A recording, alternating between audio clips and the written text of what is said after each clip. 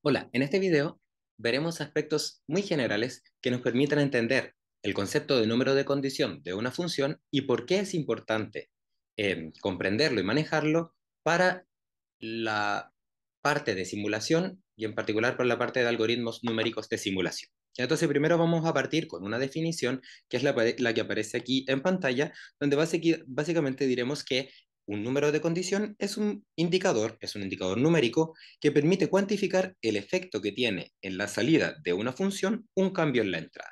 ¿Ya?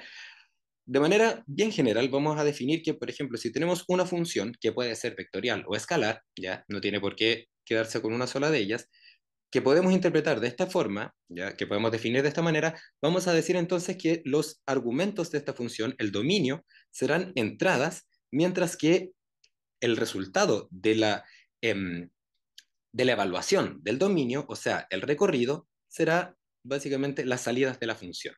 ¿Ya? Y entonces, básicamente, para este ejemplo en particular, podemos definir que esta función se puede representar por este diagrama de bloques, donde aquí estaría la función, la evaluación de la función, y el dominio serían básicamente estas flechas que van en dirección hacia adentro de la caja, y entonces la evaluación de la función con este dominio sería el recorrido. Entonces, básicamente, lo que hace el número de condición es evaluar cómo, por ejemplo, un cambio en alguna de estas variables de entrada afecta a el resultado de la salida. Entonces vamos a identificar de inmediato por qué es tan importante para la simulación. Para poder entender la importancia que tiene la simulación, vamos a definir una función extra, ya que de hecho esta función extra vamos a aplicar el operador composición de funciones de tal manera de definir un despeje de la solución de nuestro problema, entendiendo entonces este despeje como esta función f a la menos 1. ¿Ya? ¿Por qué vamos a definir eso? Porque finalmente la simulación representa una metodología, un algoritmo que permita entonces, a partir de este sistema de ecuaciones que le estoy escribiendo ahí arriba en rojo, ser capaces de obtener la solución. Y para eso entonces aplicaríamos una función, un algoritmo, lo que sea que nos permita obtener esa información. ¿Ya? Entonces, desde esa perspectiva, vamos a entender que si yo aplico una función inversa a f o un método numérico que me permita despejar la solución, ¿ya? Entonces cuando aplico este método numérico, esta función a f, voy a obtener entonces la solución. ¿Ya? Entonces, ¿cómo se ve reflejado eso desde el punto de vista de nomenclatura? Será el f a la menos 1 aplicado a la función que quiero despejar y entonces obtendríamos como resultado la solución.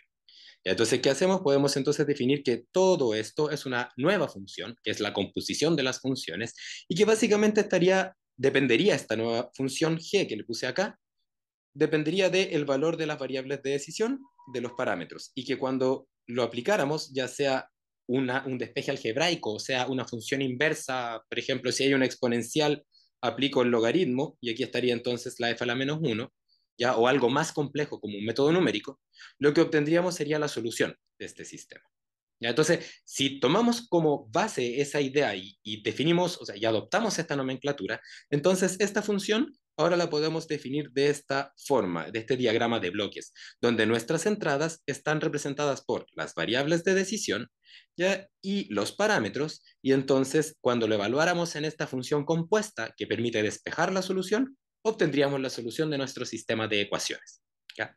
Entonces, para esta nueva función compuesta, el número de condición también aplica, ¿ya? Y eso implica que aplicando y entendiendo la definición de número de condición a esta función g, ahora nos permitiría identificar cómo afecta a la solución cambios en las variables u y en el parámetro alfa de nuestro sistema.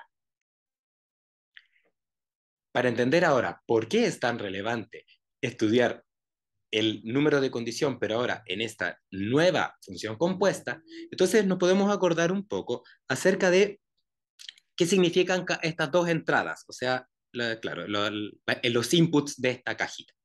El U habíamos dicho que correspondía a las variables de decisión y alfa correspondía a los parámetros. ¿Ya? Las variables de decisión son, como su nombre lo dice, variables y pueden variar. ¿Ya? Entonces, si nosotras y nosotros, por ejemplo, definimos acá una variación en U, y obtenemos entonces una variación en S, ¿ya? y como vamos a hacer una variación en U, vamos a mantener los parámetros constantes, o sea, lo que está en esta parte de la derecha, entonces el cambio en la solución, el cambio en XS, producto del cambio en el valor de las variables de decisión, básicamente nos entregaría el análisis de sensibilidad. Y eso es nuestro objetivo final cuando simulamos. Esta parte que está acá, que la voy a dejar marcada con amarillo, ¿ya? Y que no es precisamente lo que nos compete ahora, pero sí tenerlo en consideración, ¿ya? Pero si por otro lado, en vez de evaluar el efecto del cambio en la solución con la variable de decisión, hacemos el análisis del efecto del cambio que tiene en mi solución un cambio en los parámetros, entonces ahí lo que tendríamos sería un, un análisis que nos permitiría identificar la robustez del algoritmo de simulación, ¿ya? De G, vamos a decirlo así, de G. ¿Por qué? Porque básicamente los parámetros, su nombre lo indica, son elementos que no cambian, que son constantes. Por lo tanto, yo esperaría obtener una solución con solo un conjunto de parámetros. Pero resulta que los parámetros muchas veces son el resultado de, por ejemplo, estimar unos parámetros a partir de datos y por lo tanto obtenidos con mínimos cuadrados. Y cuando yo obtengo parámetros con mínimos cuadrados, estos parámetros pueden tener error. Y entonces podríamos decir que los parámetros que obtengo de los mínimos cuadrados realmente no es el parámetro que representa, por ejemplo, una cinética, sino que es el parámetro que representa una cinética, ya un parámetro real, más un error de estimación de los parámetros, ya este E que está acá. Y la idea entonces es identificar qué tan sensible es mi método de simulación respecto a estos errores, qué tan robusto es. ¿Cuál sería nuestro mejor escenario? El mejor escenario sería que aun cuando existe un posible error en la estimación de los parámetros, este error no se propague a nuestra solución. Es decir, que, por ejemplo, el delta X solución debido a el error de la simulación, perdón, de la estimación de los parámetros tendiera a cero. Y si es que pasara eso, entonces diríamos que nuestro algoritmo, nuestro G, es robusto, porque eh, no se ve afectado en gran medida por el error en la estimación de los parámetros. ¿Ya? Entonces, básicamente, este concepto de robustez podríamos entenderlo de esta forma. No sé, ¿no es cierto cómo se ve acá abajo? ¿Ya?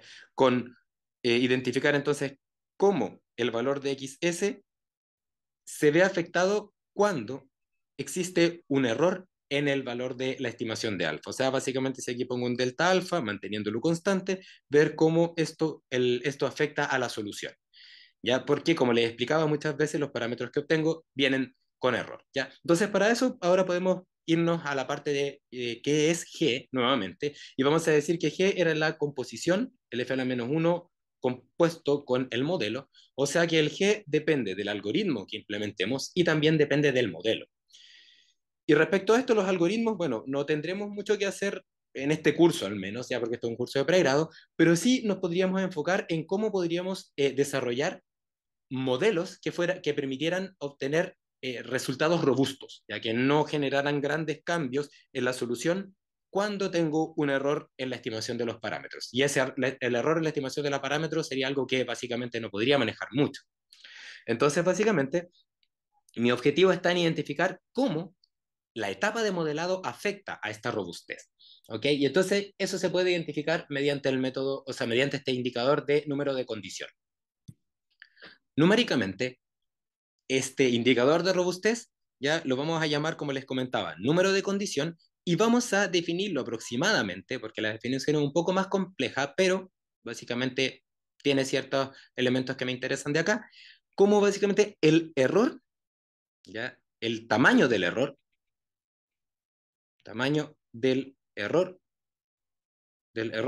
en la solución debido o quizás como relativo a el tamaño del error de los parámetros.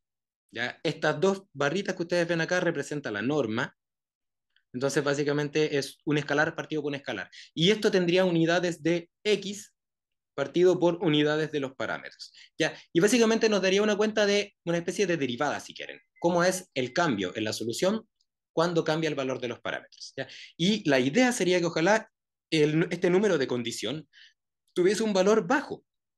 ¿Por qué sería un valor bajo? Porque si tuviese un valor bajo, entonces el delta X solución, la norma del delta X solución, partido por el error, la norma del error de la estimación de los parámetros, tendería a cero, lo que implicaría que si hay error en los parámetros, entonces esto no sería causa de cambios muy relevantes en el valor de la solución.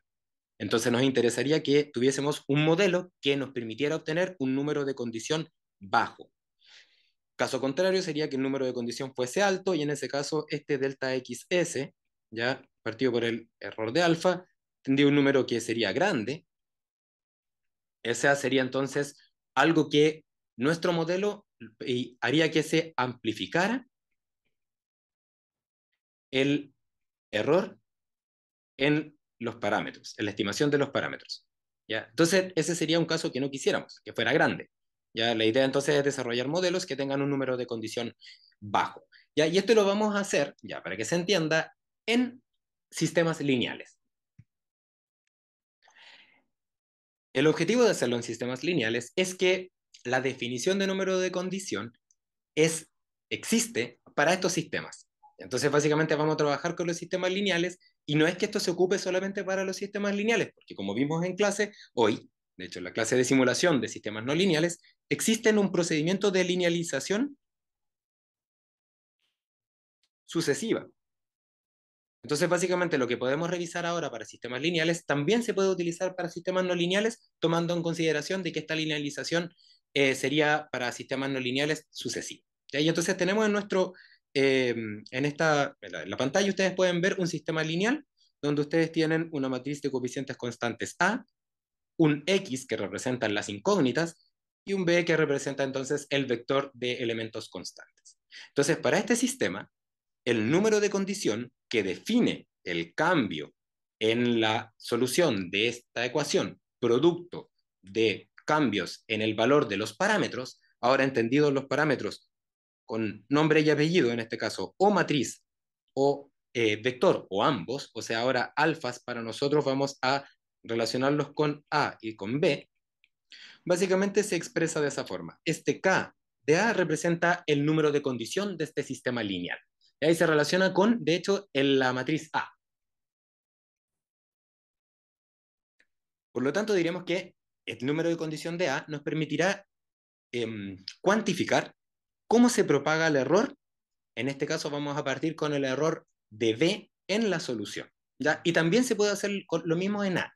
Pero yo les voy a mostrar la demostración en el vector B y les voy a dejar las láminas, pues si les interesa, ver cómo esto se relaciona con el error en A, ¿ya? Porque también se puede identificar. ¿Ya? Entonces vamos a definir que, bueno, la solución de nuestro sistema sería esta. ¿Ya? La X solución sería básicamente la inversa de A multiplicada por B. Esto sería básicamente la solución correcta, sin error. ¿Ya? Y ahora vamos a definir que tenemos otro vector B, que es un vector B, pero que tiene error. ¿Ya? Por ejemplo, podemos definir que el vector B error, ¿ya? Va a ser el vector B más un error. Vamos a poner acá error en B. ¿Ya? Esto quiere decir entonces que este error básicamente sería algo así como el E sub alfa que había en la lámina anterior. Y ahí básicamente lo que nos diría sería una distancia respecto al valor real, producto probablemente de una mala estimación. ¿Ya? Entonces, si en vez de resolver el sistema original, resolvemos un sistema que tiene error, en este caso tendríamos que resolver este sistema. A por X es igual a B sub E, o sea, al B con error. Y lo resolveríamos, imagínense, con un método de inversión de matrices, el que ustedes quieran, y entonces obtendríamos que la solución, pero ahora la solución errónea, el X sub E, estaría dado ya por la inversa de A multiplicado por el B del error, ya porque básicamente resolvemos el sistema de ecuaciones. Y por otro lado tenemos la solución real, que para efectos de no tener que estar escribiendo tanto, no le puse el XS, pero eso sería X solución. Y el otro sería el X solucionado, pero erróneo. ¿Ya? Entonces, básicamente, yo puedo tomar estas dos ecuaciones y restarlas. Y entonces, cuantificar o relacionar, perdón, el error que se produce en la estimación de la solución, que básicamente sería la resta entre el XE menos el X solución, y le llamaría, por ejemplo, error en X, ¿ya? Y esto lo relacionaría con el error en B. Al restar, me quedaría entonces factor común el a la menos 1 y me quedaría b sub e menos b, y esto sería el error en b. Y esto es lo que ustedes pueden ver en acá abajo. Lo voy a poner acá ya directamente. ¿Ya? Donde básicamente tenemos que el error en x, ¿ya?, sería igual a la menos 1 por el error en b. Entonces claramente aquí hay algo que involucra la matriz inversa de a. ¿Ya? ¿En qué sentido? Que si yo quiero calcular el número de condición, y el número de condición lo que hace es evaluar el cambio en X respecto al cambio en B, o sea, el tamaño de este EX con respecto al tamaño de E sub B, entonces puedo observar que como existe esta relación, entonces esto va a estar de alguna manera relacionado con la norma del A a la menos 1. Y la norma del A a la menos 1 directamente tiene relación entonces con, como tengo que obtener el A a la menos 1 con el determinante de A. Y aquí entonces aquí aparece un término que es relevante, que es este concepto de cuando yo tengo sistemas que son LD o LI.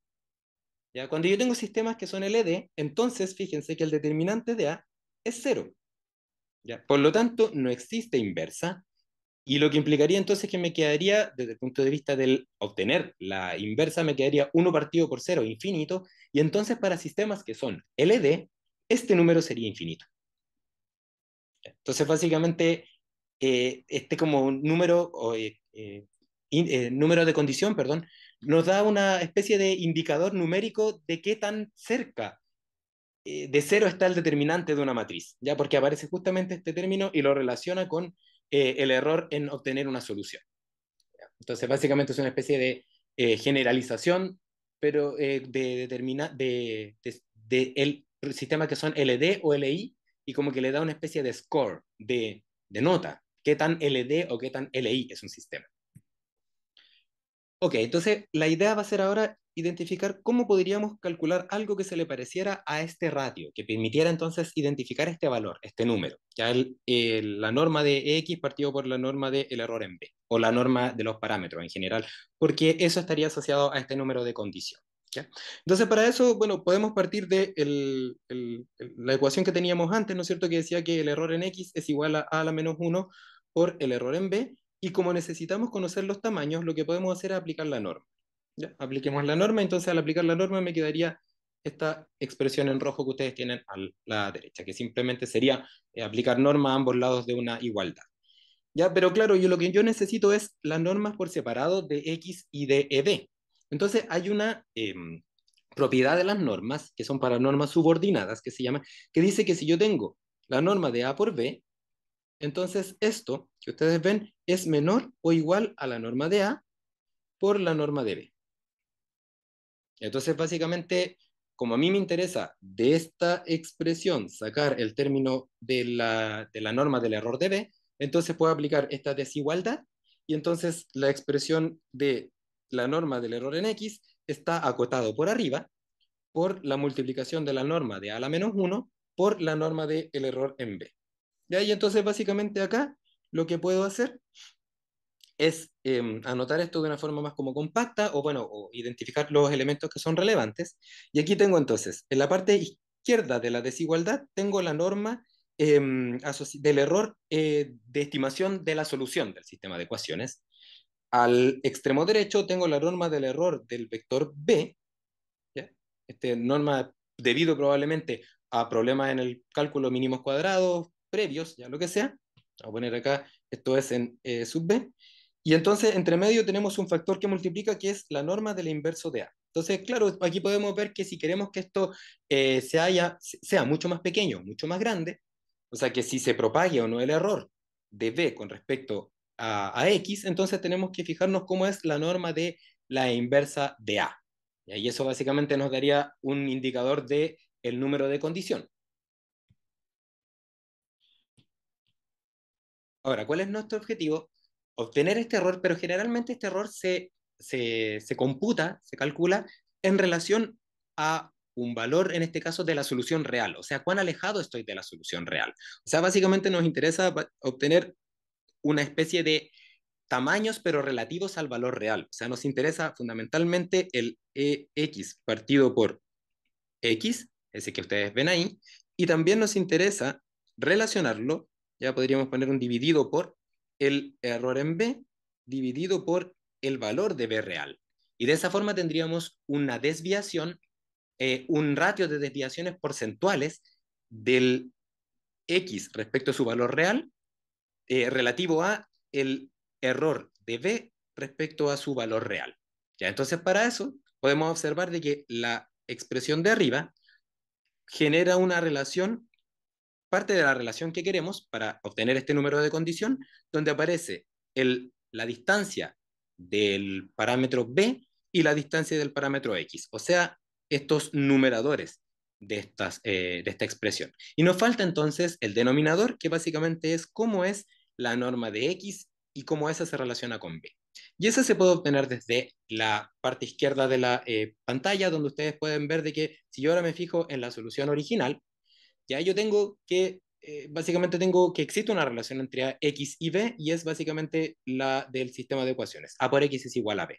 Entonces acá, si yo aplico la norma, el operador norma básicamente se mantiene a la igualdad, la norma de AX es igual a la norma de B, y ahora puedo ocupar nuevamente esta relación de desigualdad, ya que básicamente dice que esto que está acá está acotado ahora, ya por arriba, por la norma de A multiplicado por la norma de X, por esta propiedad de las normas.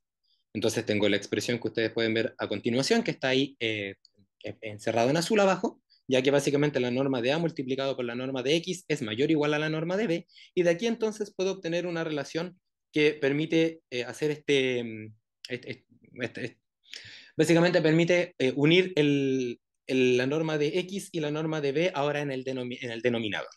Ya entonces tengo dos expresiones que las puedo juntar ahora, las dos que estoy marcando en verde, que esta es la obtenida donde me entrego la relación absoluta entre los errores de X y el error de B, y la relación absoluta entre la norma de X y la norma de B. Entonces, básicamente lo que puedo hacer ahora es unir estas dos desigualdades, ¿ya? Y básicamente lo que obtendría es, aquí tendría que aplicar álgebra, pero básicamente lo que va a pasar es que se va a mantener esta desigualdad, ¿ya? Si aplico las dos desigualdades, y quedaría una expresión como la que ustedes están viendo acá, que lo voy a destacar ahora en magenta, de donde básicamente tengo lo siguiente. El error relativo de B, ¿ya?, está al lado derecho de la expresión, con respecto, por supuesto, a su valor real, y al lado izquierdo de la expresión está el error relativo de X respecto a su valor real. Y el elemento que multiplica es este término que ustedes ven acá, está la multiplicación de la norma de A por la norma de la inversa de A. ¿Ok? Y a esto que ustedes ven acá se le conoce como número de condición. Ya ese sería el número de condición de A. Entonces tenemos que este es el número de condición de A, como les decía. ¿Y por qué ocupamos ese número de condición de A? Porque como lo que queremos es evaluar la relación entre los errores de X y el error de B, entonces básicamente observamos de que el error en X se relaciona con el error en B proporcionalmente con esta multiplicación de estas dos normas. Entonces, básicamente, si el error es grande, entonces este número será grande, y si la propagación del error es pequeño, ese número será pequeño. Entonces, básicamente, la variación en la solución de X es proporcional a este elemento que está acá, y por eso entonces se elige como un indicador de número de condición, y sería entonces definido algebraicamente mediante la ecuación de la multiplicación de las normas. ¿Ya qué característica tiene este número de condición? Ya aplicamos, por ejemplo, vamos a poner acá K sub A, que se define ahora de esta forma como la multiplicación de las normas. Esta multiplicación de las normas es más grande que la norma de la multiplicación, ¿ya? Y como en este caso estoy multiplicando A por A inversa, esto básicamente es la matriz identidad, y la norma de la matriz identidad es 1, ¿ya? Por lo tanto, tenemos que la cota inferior del número de condición es 1, y la cota superior, de hecho, es infinito. ¿ya? Y vamos a ver por qué es infinito. ¿Ya? Pero básicamente, spoiler, cuando tengo determinante cero de la matriz A, básicamente me va a quedar un algo partido por cero. ¿Ya? Entonces tenemos que la cota inferior del número de condición es 1 y la cota superior sería el que les comento. ¿Ya? Entonces, ¿qué pasa ahora si es que yo me quedo con una norma? ¿Ya? Porque aquí yo dije genéricamente que puede ser cualquier norma que se llaman normas subordinadas. ¿Ya? Y hay varias, según lo que veíamos en clases de simulación. Entonces, en particular, si yo utilizo como indicador de distancia la norma euclidiana, ¿ya? Entonces básicamente tengo este elemento que ustedes pueden observar en la siguiente lámina, donde aparece la norma euclidiana en ambas partes de la multiplicación del número de condición y definición de por medio. Esta multiplicación de dos normas euclidianas se puede calcular como el ratio que existe entre dos elementos de la matriz A. Estos dos elementos ya representan entonces este número de condición. Y ese número de condición se puede calcular como el ratio entre el valor singular mayor de la matriz A, ese sigma máximo de A, dividido por el valor singular menor de la matriz A. ¿Qué son los valores singulares? Los valores singulares representan la raíz de los autovalores de la matriz A. Ya, si yo, por ejemplo, tengo una matriz A y saco los autovalores de esta matriz A y los ordeno de mayor a menor, entonces tengo el autovalor máximo, luego vendría el siguiente y así sucesivamente, y finalmente tendría el autovalor mínimo. ¿Ya? Entonces le saco la raíz y estos dos, el ratio entre esos dos elementos es el valor del número de condición de A. ¿Ya? Y ahora, ¿cómo esto se relaciona con la condición de dependencia lineal, por ejemplo? Pasa que cuando el determinante de una matriz es cero, ¿ya? O lo que es lo mismo, es una matriz de rango deficiente, de A, por ejemplo, es menor a n, siendo n el número de filas y de columnas, porque es una matriz cuadrada, ¿ya? Entonces, existen autovalores, perdón, que son cero. ¿Ya? Y como son cero, entonces el valor sigma mínimo de A es cero. ¿Ya? En este caso, cuando el determinante es, cuando tengo un determinante cero, porque tengo entonces una matriz de rango deficiente. Entonces este elemento es cero, lo que implica que el número de condición de la matriz A tiende a infinito. Entonces cuando tengo un sistema que es LD, que es equivalente a un sistema que tiene una matriz con determinante cero, o lo que es lo mismo también, voy a poner comas, una matriz que tiene rango deficiente, entonces, en todos esos casos que son lo mismo, para nuestras simulaciones, tendremos que el número de condición será infinito. ¿Ya? Y en un caso contrario, ya que sería el caso cuando tengo el número de condición más bajo, o sea, el sistema es más robusto, sería, por ejemplo, cuando la matriz A es la matriz identidad. Si yo tengo la matriz identidad, entonces, para una matriz de n por n, donde esta matriz sería la identidad, que es esta matriz donde tengo solo diagonales y solo ceros a los otros lados, la diagonal es 1 y el resto son 0, y una matriz de n por n, entonces esta matriz tiene todos sus autovalores iguales a 1, como aparece acá. Por lo tanto, en este caso tendría que el K de la matriz identidad, en este caso la matriz A, sería igual a 1, ¿ya? Porque los dos autovalores son iguales. Y ahí ese sería el caso donde el sistema es más robusto. Y en este caso hipotético, en el cual tengo un sistema que es LD, el sistema es completamente poco robusto. ¿Ya? ¿Por qué? Porque amplificaría al infinito cualquier error que se generara en la estimación de los parámetros B en este caso. ¿Qué significa entonces este número de condición ahora cuando es infinito? Entonces, para eso, pongámonos en el caso de que tenemos este sistema de ecuaciones y que debido a mis problemas de modelado, yo llegué a un sistema de n por n, como este que ustedes ven acá, de n ecuaciones y de n variables, ya, pero resulta que una ecuación, por ejemplo, la última ecuación, sin pérdida de generalidad, es una combinación lineal de las otras. ¿Ya? O sea, básicamente tengo un sistema con grados de libertad que se supone que cuadran, que por lo tanto me permitiría simular mi sistema, pero resulta que una de las ecuaciones que estoy contando no es importante, porque básicamente su información es redundante, porque es linealmente dependiente con las otras. En ese caso, ya tendría esta situación en la cual el determinante de A es 0, o lo que es lo mismo, tendría un rango menor a n, tendría una matriz de rango deficiente, y como habíamos visto, esto implicaría que tendría sigma máximo partido por 0, lo que implicaría que tendría un valor infinito. ¿Ya? Entonces, numéricamente, ese infinito se explica por esta división que está acá. Pero ahora, conceptualmente, ¿ya? Este infinito quiere decir que, debido a que tengo ecuaciones que son redundantes, ¿ya? Cualquier error en la estimación de los parámetros básicamente generará una propagación infinita del error.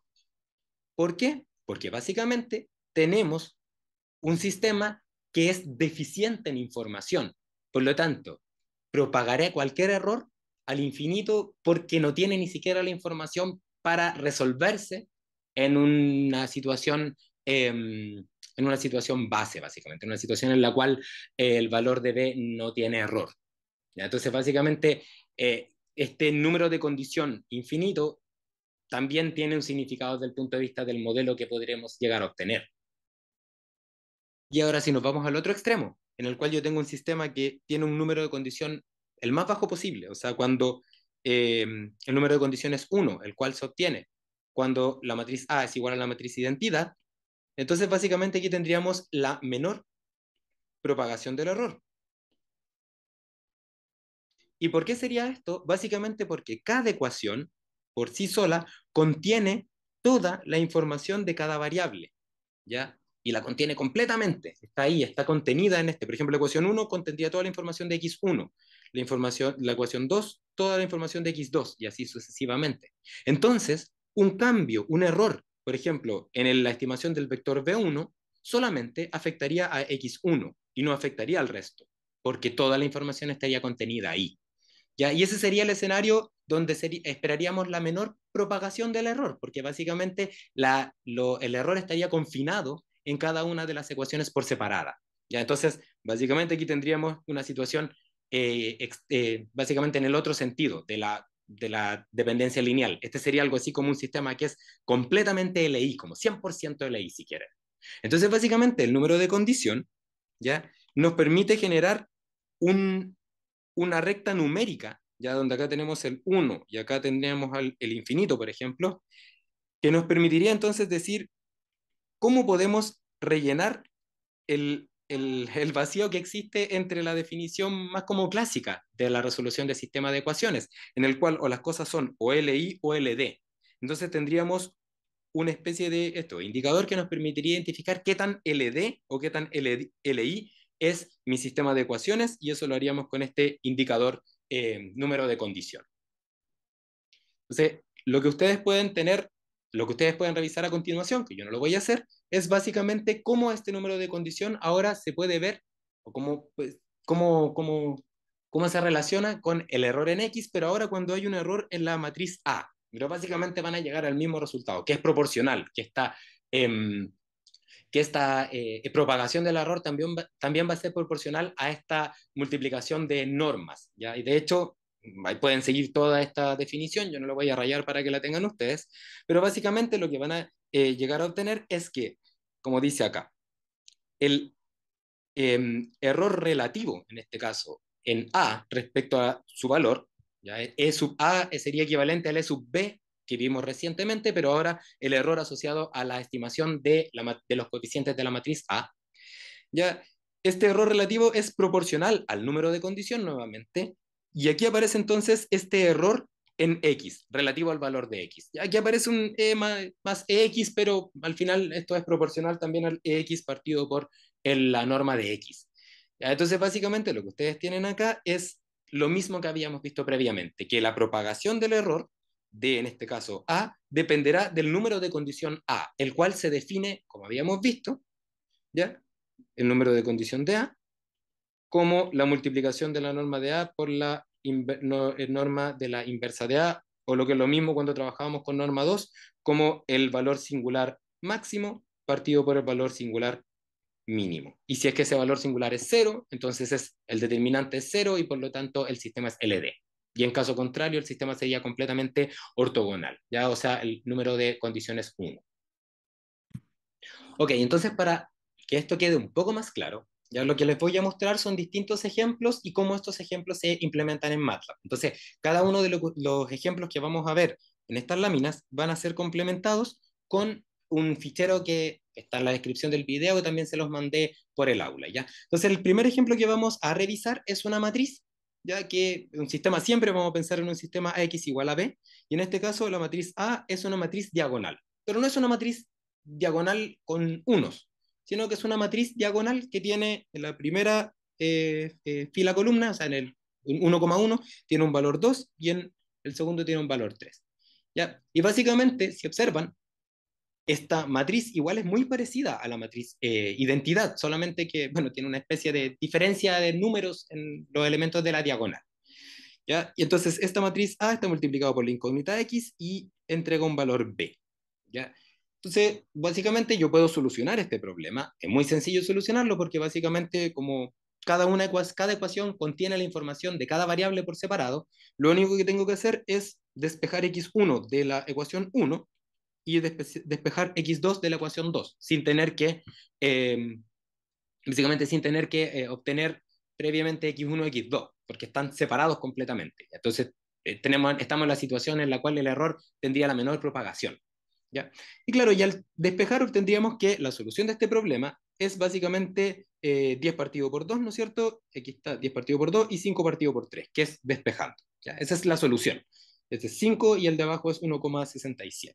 Y el número de condición de esta matriz ya es 1,5, ¿ya? Que es un número muy cercano al 1, que es la cota inferior. O sea, tenemos un sistema que propaga poco el error, o propagaría poco el error. Entonces, para ver cómo esto se ve en MATLAB, cómo se calculan estos números de condición, vamos a ver de inmediato, pero ahora en la pantalla voy a poner el ejemplo de MATLAB.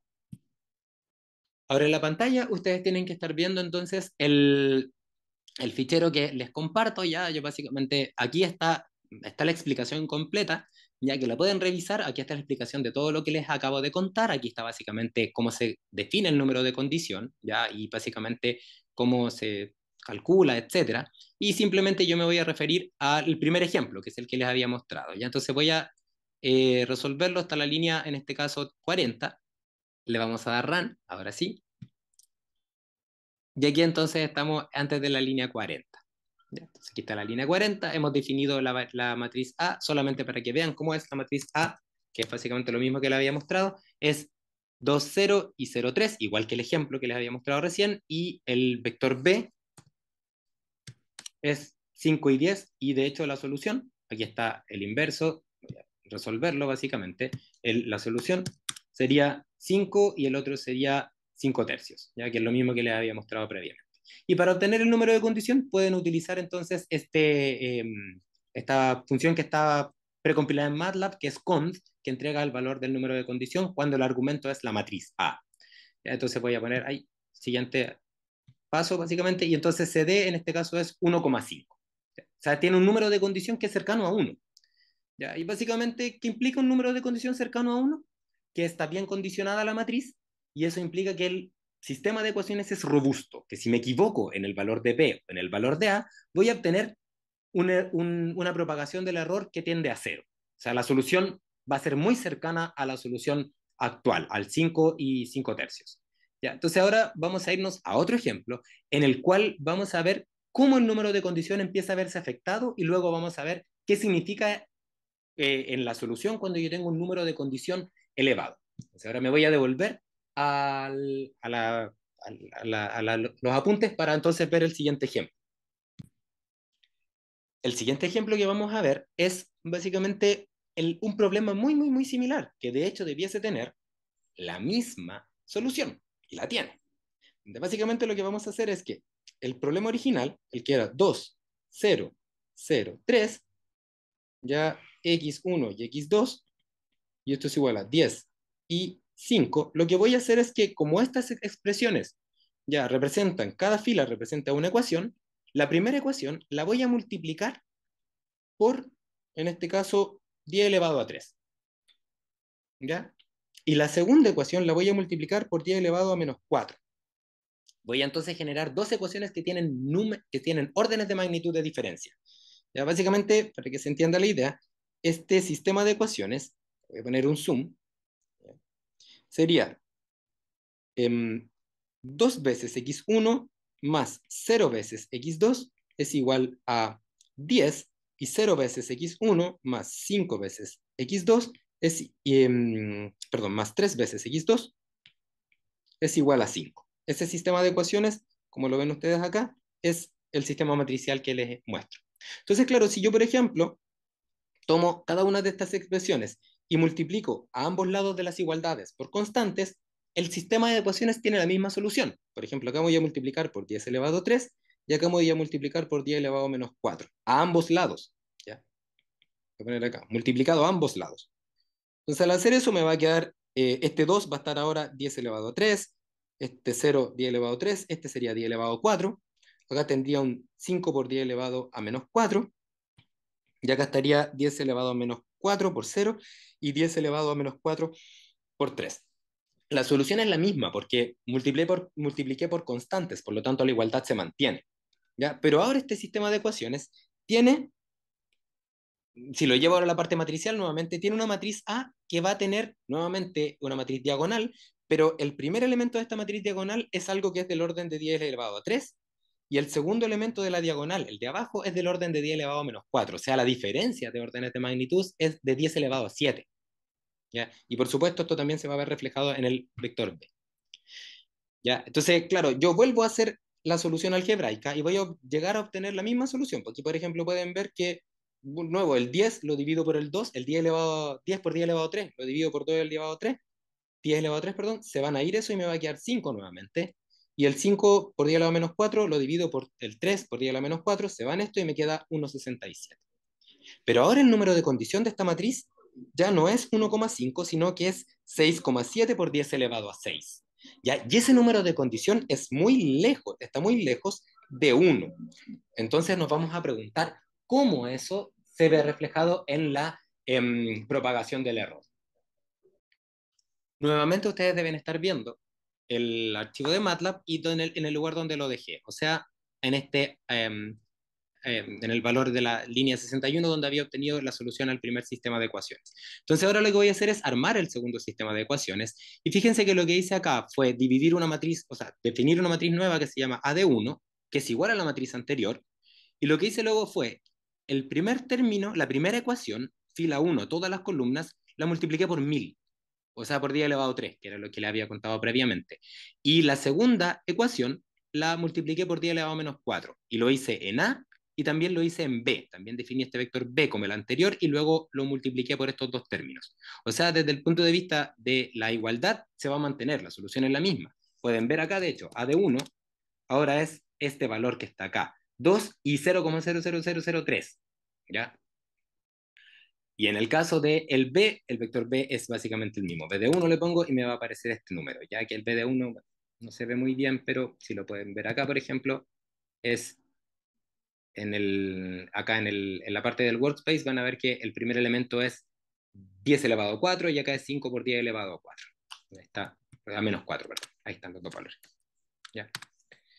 Entonces ahí está. Entonces lo resuelvo nuevamente. Ya me voy a ir para seguir resolviéndolo. O sea, sacar de acá las variables. ¿Ya? Y se van a dar cuenta que voy a llegar a algo muy similar. Ya voy a ponerle step.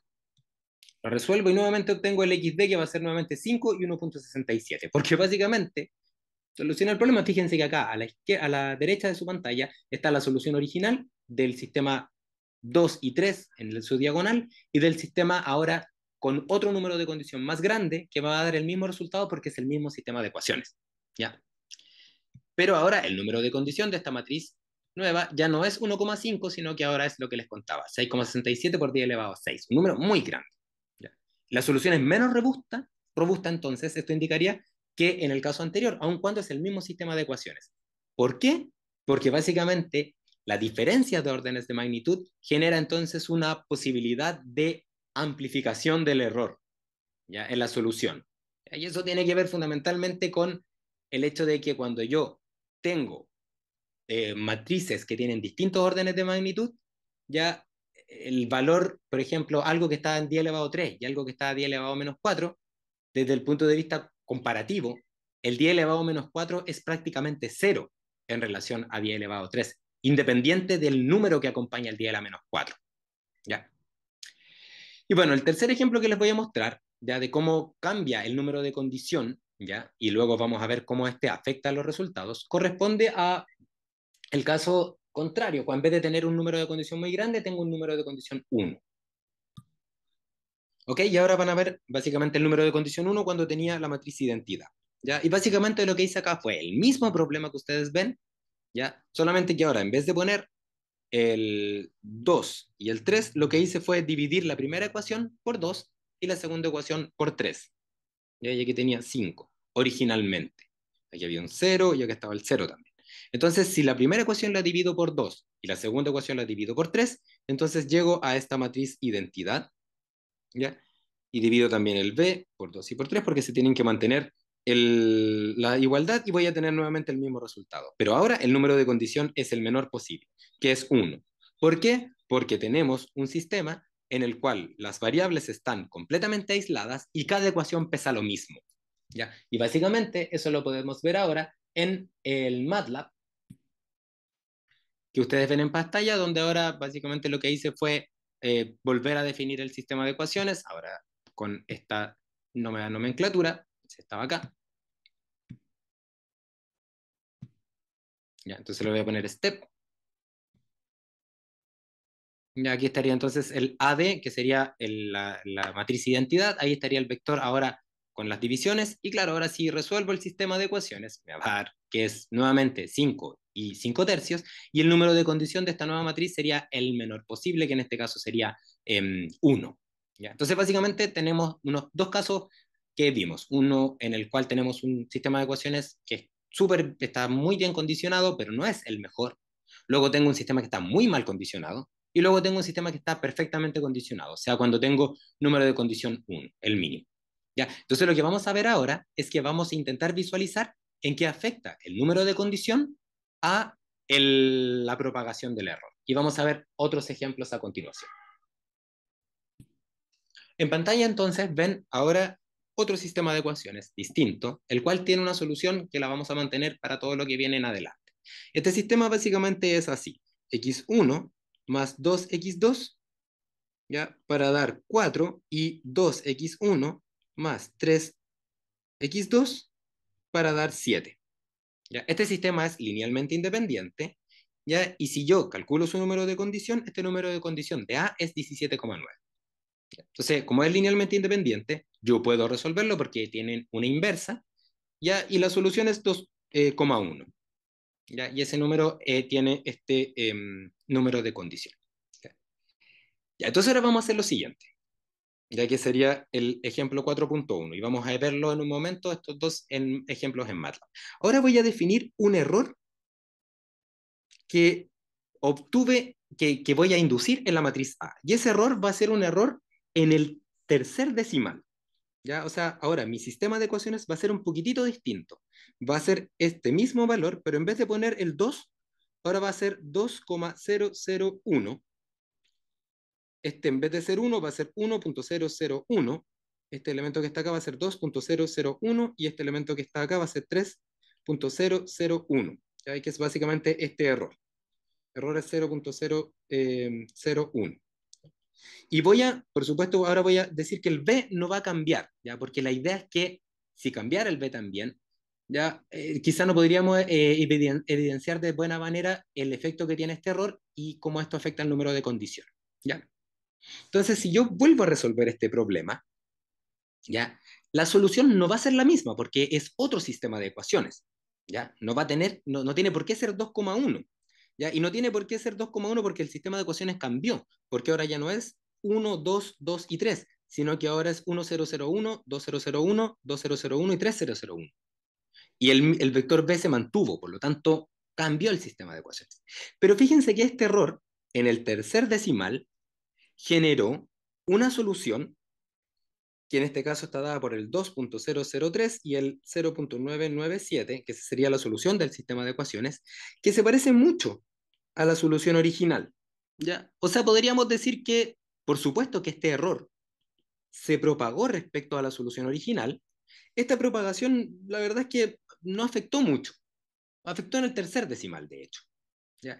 Y eso es producto de este número de condición, ¿ya? O es el resultado de tener un sistema de ecuaciones con un número de condición que está cercano al 1, en este caso es 17,9. ¿Ya? Y ahora lo que vamos a ver es qué pasa cuando tengo un número de condición grande, pero antes vamos a ver cómo esto se ve en MATLAB. Observan ahora que estamos en MATLAB y que estamos en el lugar donde dejamos el ejemplo anterior, pero le voy a poner step para armar nuevamente la matriz A, que fíjense que la matriz A es 1, 2, 2, 3, ejemplo entonces 4, el vector B es 4,7, ven ahí, y entonces la solución de este sistema es 2,1, 2 y 1. ¿Ya? Y el número de condición, para que ustedes vean, después lo pueden hacer igual, es 17,9, ya aproximadamente 18. Es del orden de 10 elevado a 1. Quizá aquí los números de condición igual es bueno de repente ponerlos más que el valor, los órdenes de magnitud, ¿ya? Porque ahí básicamente que ahí existen las diferencias más relevantes. Entonces aquí aparece este error numérico que yo les decía que está en el tercer decimal, y lo que hice entonces fue definir una matriz un poco distinta. ¿Ya? Aquí está el error E, que es 1 por 10 elevado a menos 3, y ahora la matriz nueva es casi igual a la anterior, solamente que tiene este error, pero el vector B lo voy a mantener constante. ¿Ya? Porque, digámoslo, es básicamente un error de estimación de algunos parámetros. ¿Ya? Entonces, cuando hago eso, claro, la solución, como les decía, es distinta, pero es prácticamente igual. Ya está bien condicionada. Y esto se debe a que el modelo que presenté inicialmente, o sea, este modelo que tiene órdenes de magnitud comparables, básicamente entregó un número de condición bueno, y ese número de condición bueno no hizo que se propagara un posible error en la estimación de A. ¿Ya? Pero ahora vamos a ver qué pasa cuando tengo una matriz mal condicionada, o lo que es lo mismo con un alto número de condiciones. Entonces vamos a volver a las notas, a las anotaciones, y luego pasamos de nuevo acá. Ahora tenemos una matriz que es mal condicionada, ¿ya? Y esta matriz mal condicionada, fíjense que es bien, va a tener la misma solución, ¿ya? De hecho, la escogí para que tuviera la misma solución. ¿Ya? Pero vamos a hacer algo. Imagínense ustedes que yo tuviese este sistema de ecuaciones, ¿ya? Este sistema de ecuación hipotético, ¿ya? Que tiene una matriz, que es LD, ¿ya? Tengo, por ejemplo, el sistema de ecuaciones que está acá. X1 más 2x2 es igual a 4, ¿ya? Y este otro sistema esta otra ecuación que es 2x1 más 4x2 para dar 8, ¿ya? Como ustedes pueden ver, esta ecuación que está acá abajo es LD con respecto a esta que está acá arriba, porque la de arriba, si yo la multiplico por 2, voy a obtener la de abajo, o sea, es redundante, ¿ya? Pero para que no sea LD, para que se vea qué significa este como indicador numérico de qué tan LD es este sistema, lo que hice fue que en vez de poner un 4 acá, le puse un valor muy cercano a 4, le puse 3.999, ¿ya? Que es casi 4, pero no es numéricamente 4, ¿ya? Y en vez de ese 8, le puse 7.999, que es 8, pero no es completo, no es 8. Por lo tanto, dentro de la lógica inicial donde las cosas o son LI o son LD, este es un sistema LI, no es LD, pero es casi LD, ¿ya? Aquí está la matriz A, ya que estaría compuesta por el 1, el 2, y aquí el 2 y el 7, el 3,99999, y en vez del 8, para el vector B tendría el 7,999. Si yo resuelvo este sistema de ecuaciones, también va a dar 2,1, igual que en el caso anterior, aunque esté un poco distinto el sistema, pero va a dar también 2,1. ¿Ya? Pero si yo saco el número de condición de esta matriz, ahora está este número de condiciones 2,5 por 10 elevado a 4. Entonces lo que voy a hacer ahora es que a esta matriz, que ustedes ven acá, le voy a aplicar el mismo error que apliqué antes a la matriz bien condicionada. O sea, este error de 10 elevado a menos 3 a cada uno de los términos. Entonces voy a poner acá, me va a quedar 1,0001, 2,0001, acá va a quedar 2,001 y acá va a quedar 4. ¿Ya? Y se va a mantener este valor que está acá. ¿Ya? Y si yo resuelvo ahora este sistema de ecuaciones que originalmente tenía un número de condición del orden de 10 elevado a 4, la solución, en vez de ser 2 y 1, ahora es 6 por 10 elevado a menos 3 y menos 3 por 10 elevado a 3. O sea, algo completamente distinto. ¿Ya? Y esa diferencia, ¿ya? Que solamente, fíjense, la diferencia pasa de algo que es del orden de 10 elevado a 0, ¿ya? Porque son unidades, y ahora pasó a miles y a milésimas. ¿Ya? Entonces, esta enorme diferencia es producto de que este sistema es casi LD, pero no es LD. ¿Ya? Y como es casi LD, la ecuación 2 es casi redundante respecto a la ecuación 1, pero no es redundante. Por lo tanto, cualquier error que yo tenga en mi sistema de ecuaciones va a generar un impacto relevante en la solución de ese sistema de ecuaciones. Entonces, básicamente ahora, vamos a verlo ahora en MATLAB.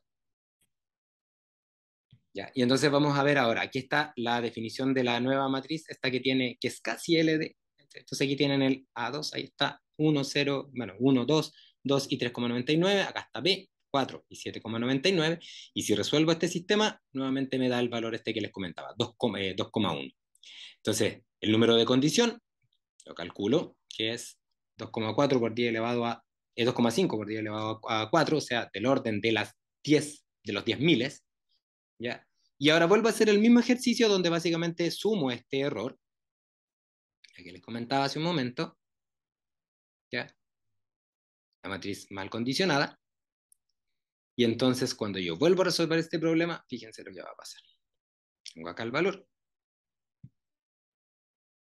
Y eso es completamente distinto al resultado 2,1 inicial. ¿Por qué es eso? Porque el número de condición de la matriz era malo, y al ser malo, al ser alto, cualquier error que yo cometa en la estimación de los parámetros va a generar un problema en la solución. Y básicamente eso se va a ver traducido en una amplificación del error de la estimación de los parámetros. Como los parámetros son elementos que obtenemos desde por ejemplo, mínimos cuadrados, siempre van a tener ruido. Por lo tanto, nuestro modelo tiene que estar muy bien condicionado para entonces evitar que ese ruido se propague, ese error se propague en la solución de mi sistema de ecuaciones. En resumen, entonces, podemos decir que el resultado de nuestro modelo generará entonces este sistema de ecuaciones. Nosotras y nosotros somos los encargados de determinar cómo es el sistema de ecuaciones, de acuerdo a nuestro modelado. Si es que obtenemos un modelo que es mal condicionado, ya es responsabilidad nuestra. ¿Qué significa que sea mal condicionado? Significa que, o el efecto, perdón, que tiene un mal condicionamiento es que tendremos un sistema que es poco robusto. ¿Qué significa que sea poco robusto? Que errores en el ingreso, por ejemplo, de un parámetro, en la estimación de un parámetro, generará grandes errores en la solución de este sistema, lo cual puede afectar al resultado esperado. Podemos estar muy lejos del resultado esperado. Vimos distintos ejemplos, por ejemplo, perdón la redundancia, pero en este caso, cómo un número de condición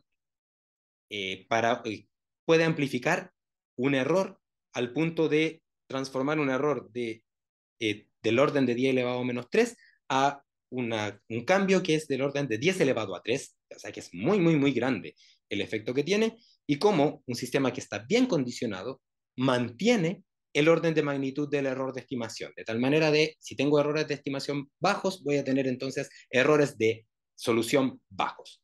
Y eso va a ser responsabilidad nuestra. ¿De qué, cómo podemos identificar como factor de propagación con esta función algebraica que se llama número de condición? ¿De qué va a depender? Va a depender de la norma de A, del inverso de la norma de A. ¿Ya? Y desde el punto de vista práctico, una matriz que sea mal condicionada la vamos a obtener, de acuerdo a los ejemplos que hemos visto, generalmente de dos formas. Una es cuando cada una de las filas tiene distintos órdenes de magnitud, ¿ya? ¿Ya? Filas me refiero a A y por supuesto a B, también aplica para B. Cuando cada una de las filas tiene distintos órdenes de magnitud. O cuando las filas son muy parecidas entre ellas a sistemas que son LD. En ambos casos voy a obtener mal condicionamiento, y ese mal condicionamiento va a generar soluciones que sean poco robustas. Por lo tanto, cualquier error de estimación de parámetros, incluso errores numéricos en la resolución de un sistema de ecuaciones, va a generar grandes errores en la estimación de la solución. ¿Ya? Y si esto ahora lo llevamos hasta la resolución de un sistema no lineal, ¿ya? Cuando yo resuelvo un sistema no lineal, lo que yo tengo realmente es un sistema de varias ecuaciones, ya que se resuelven de manera simultánea. Y todos estos elementos tienen que ser iguales a cero. ¿Ya? Y para resolverlo lo que se hace es utilizar un método iterativo basado en linealizaciones sucesivas. Y esas linealizaciones sucesivas generarán entonces valores y generarán matrices A y vectores B que se tendrán que resolver de manera iterativa, A sub k y B sub k, porque esto sería linealizaciones sucesivas K en K pasos, K iteradores. ¿Ya? Y entonces, tener un modelo que tiene distintos órdenes de magnitud, por ejemplo, de 10 elevado a 6, de 10 elevado a menos 5, de 10 elevado a 0, generará matrices, ya que son la linealización de mi sistema de ecuaciones, que también van a tener ese problema. Van a tener órdenes de magnitud de 10 elevado a 6, 10 elevado a menos 5, 10 elevado a 0. Y entonces vamos a tener un sistema que tiene un número de condición que tiende a infinito. Y si tiende infinito este sistema de ecuaciones, entonces el método numérico que utilice se va a caer, no va a encontrar solución. ¿Por qué? Porque cualquier error que cometa al momento de linealizar se va a amplificar en la obtención de la solución con estos métodos de linealización sucesiva. Entonces, ¿cuál es el consejo? ¿Cuál es el aprendizaje?